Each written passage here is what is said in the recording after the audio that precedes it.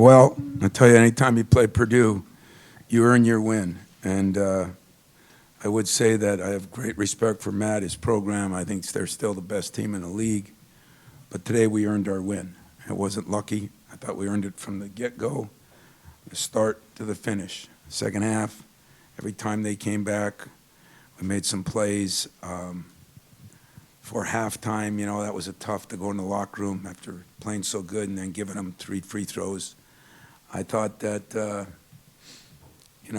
those 3 threes in the second half, I thought every one of them was in. They were in, they were out. Free throws are important. We missed a couple of them. We earned the win, and I don't apologize for that. I do say that, we're a little shaky at the end there, and that falls on me, not on Malik.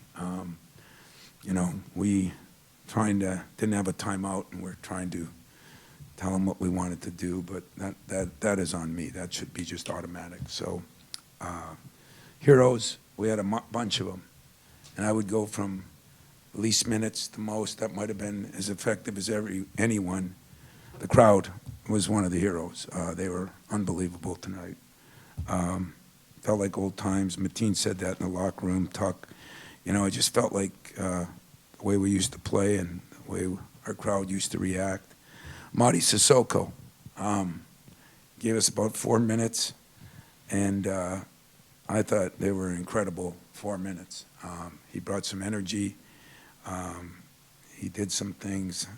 If he can just hang in there with us, he's going to be a good player before we're done. We changed up the lineup for a variety of reasons. I don't know what the outcome was. Julius played very well. Malik struggled a little bit, got hurt again. But I thought the big difference was Gabe Brown. I said to him in the pregame talk, 4 years you haven't been, you're like a couple other guys I've had in the past. You search campus to find out the first person you can guard. And I said, today you're going to guard. I said, we're not hiding you, we're putting you on Sasha. And I thought he did a hell of a job. And I thought DJ did a good job. The game plan was to, not give up the threes. And they went 1 for 9 from the 3. I'm sure people get frustrated. I was frustrated yelling at my staff on, 25 points. The guy got shot after shot. But we didn't give up threes, and we didn't give up Ivy getting to the line too much. He got there 7 times. He's averaging 9-10 free throws a game. And not making turnovers, gets us 57 shots to their 48. Turning them over helped. And we didn't get to the line. That's one of our negatives right now. We're shooting so good, or we were, but we didn't get to the line. Didn't rebound it as well. But we didn't let them get a bunch of offensive rebounds either. So all in all, I thought we had a lot of guys that played well, and it was fun to see players and fans kind of reunite, and that's what we had. So open it up for questions. Tom, walking off the court, can you share your emotions, and was that related to tying Bob Knight's mark? It wasn't at all. It was just enjoying our crowd, enjoying our players, getting a chance to celebrate a little bit. And I did forget to say, Gabe hitting those first couple of shots and just the ball going through the basket. It makes you better defensively. And those are the same shots we've been missing. And but no, it had nothing to do with Bob. It really didn't. I don't say that with humility. I say it, we needed to win a game. And we needed to win a game the way we won the game. Had our moments of up and down a little bit. Had our moments when we could have crashed like, we have in a couple games. And I thought we executed pretty well in those situations and found ways to win. And give Tyson credit. We put Joey in, so we'd have Joey and Malik in there. And we said we're going to screen with their center, and he's either going to be open, Malik's going to be open, or Joey's going to be open. And I thought Tyson did a good job. That was a big play, and we ran it earlier a little bit like that where we got Marcus the lob. So they executed pretty well. And my joy was just getting a big win against a team that I respect very much. Tom, I want to ask about the last play, and you kind of just went over, but who were you were looking for, and just what it says about Tyson. You kind of look for a guy to hit that shot, all year, and then he steps up and does it. Well, he's been shooting well, but we wanted the ball in his hands because we thought he could get a shot. And but in all honesty, I thought they might switch out. And so we had Joey popping, we had Malik rolling up. It was three options on the play. And when he came off, he was open enough, and give him credit, he knocked it down. You kind of alluded to the turnovers that you guys forced. I think it was 17, but particularly the job that Max and Hogard did on Ivy with how quick he is. Can you kind of speak to what that does to kind of maybe eliminate some of what Ivy does? Well, he was guarded by those two guys, but he was guarded by an army too. I mean, we tried to wall up on him. He's a hell of a player. I mean, he can get to the hole. In fact, the only three he got was when they saved that one out of bounds and threw it back, and I just thought we did a good job of that. Now, he got to the rim a little bit because you pick your poisons, We weren't crazy in him getting to the rim, but we really didn't want to foul him, and we didn't want to give up a three. We did a little bit of both, but that kid's a good player. I mean, really good player. And when you're trying to figure out whether you should dig on those bigs, I mean, there's a lot that went into the prep, and give my staff credit. They did a great job. Tom, you're plus 24 beyond the arc, but how does it feel coaching a game where you have 7 fewer turnovers? Isn't that sad that I got to say good? But it is what it is, and I've been telling you that, you still got to make some shots. Making shots energizes the crowd. And I don't blame them for being, maybe not quite like we've been, because we gave them nothing to feel great about. And nobody's trying to miss shots. I'm just happy for Gabe. He works so hard at what he does, and, it means a lot when the ball goes in, but he did some other things today, and I was happy for him, and I was happy too I thought Max did a great job of kind of figuring out where he was, but on that last play when he threw that lob to Mark, he had gotten fouled, I think, a little earlier, and this time he just saw Marcus coming, and give Marcus credit. He rolled hard, and between the two of them, it was money. Tom, excuse me, when you said you needed that win and needed the win that way, what was the best part about that way that you saw? Well, I have, there's some good teams in this league, but over 25 years, nobody plays harder than Purdue on a regular basis. It didn't matter if Gene was there. It doesn't matter if Matt's there. To win a game against a team like that, you just plug in the individual players. The program stands for that, which I think for the most part ours has too.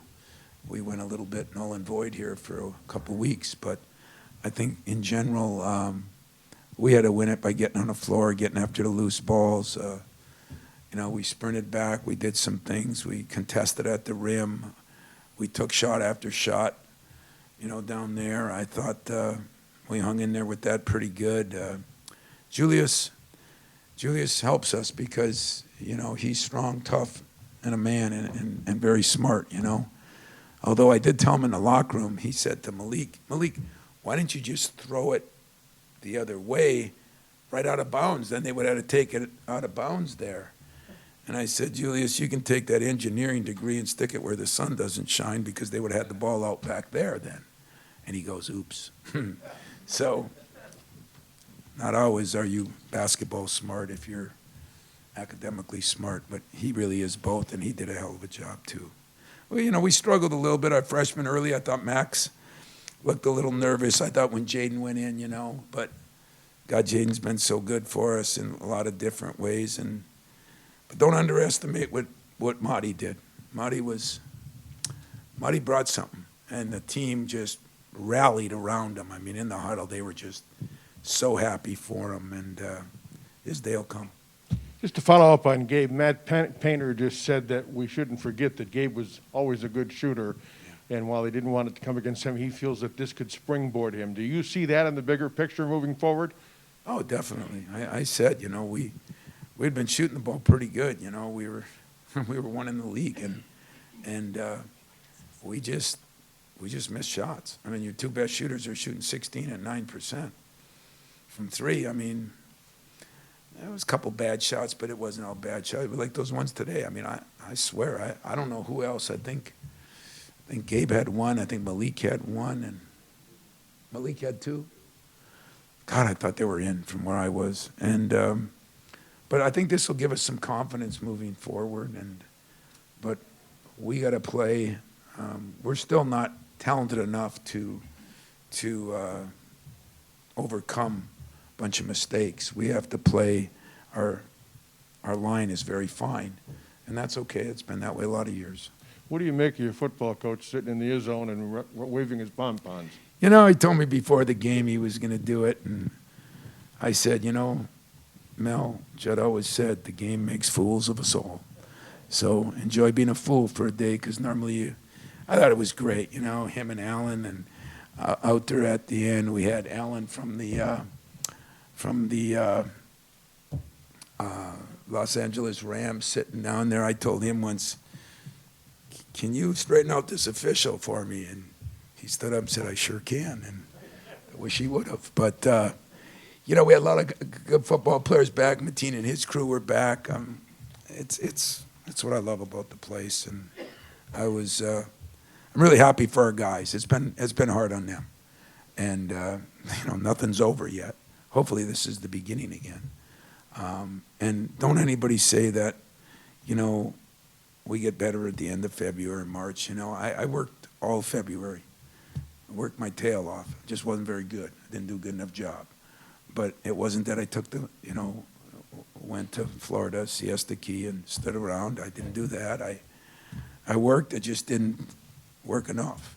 And so, this is one game. We got an incredible week ahead of us with travel and late games and all the things. And yet what a brilliant opportunity, where you're going to play some of the best teams and see where you line up. Tom, you mentioned the minute that Matty gave you, and that was part of the question I'm asking. When was the last time this season you saw your team play that hard start to finish? Because at times this year you've questioned effort, you've questioned execution. When was the last time you saw it in the full game like you saw it today? It's been since the beginning of the year, the first 10 games. We said that. I said that to you guys. I said it in this same room that, when we were on that 9-game winning streak, I just, I did not like the way we were playing. And I think what I learned there is there's a fine line between you go into a staff room and you're upset about it, and even your staff is saying, hey, we just won a game. And so you got to build kids up because everybody else is ripping them down. But you also have to live in reality. And the reality was we weren't playing hard enough. When you play harder, other team turns it over. You get a breakaway. You get to the free throw line. Then if you're not shooting as well, those things come. And so I can't say that I'm pleased with the job I've done in that respect or that they've done. And I think their captains and their coach all have to take a little responsibility for that. And I will. I have. But I also said this is a good team. And it might be a very good team if we could put everything together. And the point guards are playing a little better. We're getting a little more rotation at centers. We've had a little bit where our steadiest position was the 4. We've been a little up and down there now. But, boy, if we could get Gabe and Max playing like I see them in practice, we go from good to maybe really good. Tom, after Tyson's big shot, what goes through your mind in that final 0.4 seconds? I was tired. I was tired of waiting for, I don't know what they were looking at, but that took a long time, didn't it? I was sick of talking to my team, But I'll give Marcus credit there, too. Boy, on the ball, he did a good job, and I was going through, the only thing I was enjoying, I enjoyed the crowd. I enjoyed looking around. I enjoyed seeing the banners. I enjoyed seeing Cleves and that group over there. I enjoyed seeing Alan sitting on the baseline after winning a world championship. I enjoyed a few things, you know, and I said if I didn't, I knew what I wanted to do defensively, but they hit one of those shots, they hit one. So I did. I enjoyed a little bit of it, sick as that sounds. You mentioned about AJ a little bit ago. Just what did you see in him today in terms of leadership, Hogard? Yeah. In terms of leadership and that whatever he did at the end, was it anything significant? Injury-wise, that he came out? I don't think so. But AJ, you know, he's got some young Mateen in him. You know, there's times he zigs when he should have zagged, and there's times when he takes a shot when I didn't think he should. But he's making progress. I mean, he's a lot better than he was. He did a hell of a job defensively. He played more minutes. He was tired. Pushed the ball, made a couple of big plays when he needed to. I think he was tired, and that's why he missed some of those shots in tight. But he's getting there. Not getting a letter jacket yet, but he's getting there.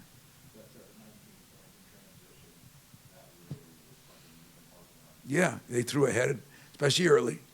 Then we got some of them on turnovers, but they threw ahead early. But we finally had some turnovers for touchdowns instead of everybody else getting them. And all those little things, you know, I mean, I thought we should have been up more, but I think that shows the greatness of Purdue, too. I mean, they made some big-time plays. That little guard coming off the left, we were supposed to step up a little harder. We did, but not quite enough. Tough. That was tough plays. They run some good stuff. Tom, so Tyson's season's kind of gone up and down a little bit, you know, and he gets the lineup change and things like that. How have you seen him kind of handle all of it, and then that idea of, you know, being willing to step up and actually pull the trigger there?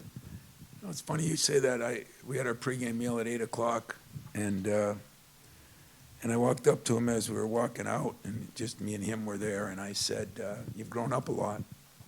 You know, early in the year, if you said boo to him, he didn't handle it very well, to be very honest with you.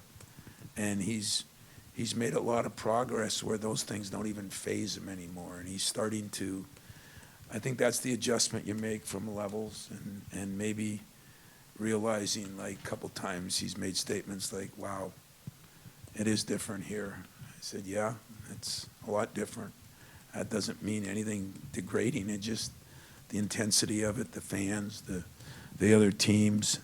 I think he's made tremendous progress. I think what I enjoy, I think he's growing as a man. I think he's able to handle things, and that's been good. Usually when you're recruiting guys, right, they're here, they're visiting, they kind of get a taste of that, or a transfer, they usually sit out. In his case, he kind of parachutes in and suddenly expected to play. Was that as much of a challenge, or is that more challenging than you thought it might be? You think you're going to get me to go on the transfer rule after a big win, you're frickin' crazy, okay? Ain't going to happen, Brandon, but it sounds to me like maybe you think that's a little more difficult, so you should write it sometime. Hey, Tom, with the effort and everything, do you think there was a little bit of desperation creeping in because of the tournament talk, and not that you were in danger yet, but with the schedule ahead, do you think they felt it a little bit and showed it a little bit? I hope not. I really do. I mean, I don't think this program should ever feel that way. I don't. I think you should want to win for the players before you, for the program itself. And I told them there's personal pride in this. You know, at the end of your life, it's your personal pride and the respect people have for you that matters. You know, nobody cares about anything else. So I don't know. It'd be a good question to ask them. I don't think so. I think they got sick of being kicked around. They got sick of figuring it out. Players, when you go 9-game winning streak, I mean, and you have parents and people and girlfriends and everybody telling you that you're so good, it's tricky. So, I've been critical of myself in this room a few times. Today we got after it. We got after it in the pregame. We got after it when we ate. I don't know if we used knives and forks. We just used fingers. We got after it in the huddles. We got after it at halftime. And I guess I got to look in the mirror and say the same thing. I don't really care if they like me right now. I really don't. I know what it takes to be what we got to be. And today we did some of those things. Now, can we continue to do that without great leadership? That's going to be the trick. And I'm going to have to do a better job. I have to be more meetings. I think Gabe is really engaged right now. He's been great through this whole thing. I mean, I think he knows the end's near and he wants to finish with a bang. And I was happiest for Gabe of all the players that we had today. Tom, Matt had mentioned how Tyson's 3 sort of reminded him of Miles' 3 a couple years ago. And so did that thought cross your mind at all? And then how does that sort of just speak to the battles that these two programs, your two programs, have had against each other over the years? You know, as most of you know that come through the office, although not as many come through it right now because of COVID, but the last 2 years. But as most of you know, we have the TVs playing, and there's games, whatever team we play that week, those games are on, just round the clock, 24 hours a day, you know. And thank God a couple years ago when I stood outside my office, I was watching one, and we lost at the buzzer. It was down in there in Purdue. And I asked my video guy then, what the hell we got losses up here for? So now we got all wins. So it's great. You just feel good. You walk around, you see that game, you see that game. There's 6 games going on at one time. I'm happy as 10 men walking around. I stayed there till 10 o'clock at night just watching old games. I watched Mateen in that infamous game when we played them around Christmas when they had a bowl game that day. I think our first major win. I watched that thing last night. That was a good omen. But what was your question?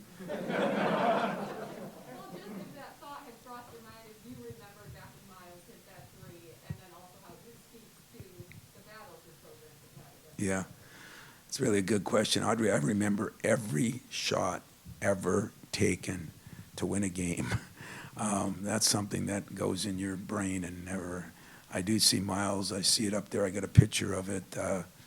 I do think these teams have had some battles. I mean, I talk to Katie still all the time, and when I look back at the years, and that includes when Judd was here, I mean, there were some battles, you know, and Matt Painter, I think, is one of the best. I got to call him a young coach now, but he's one of the best. I mean, he does it.